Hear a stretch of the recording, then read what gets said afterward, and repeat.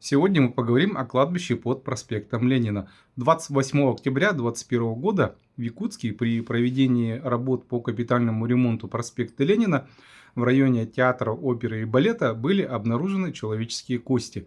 Останки нашли при вскрытии грунта, после чего работы приостановили для проведения экспертизы.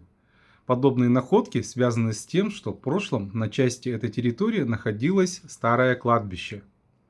На плане города Якутска 1770 года обозначены целых две церкви – церковь Тихвинской Богоматери и церковь Николая Чудотворца с богадельнями.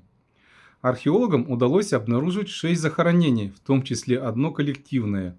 Найденные погребения датируются примерно 18 веком.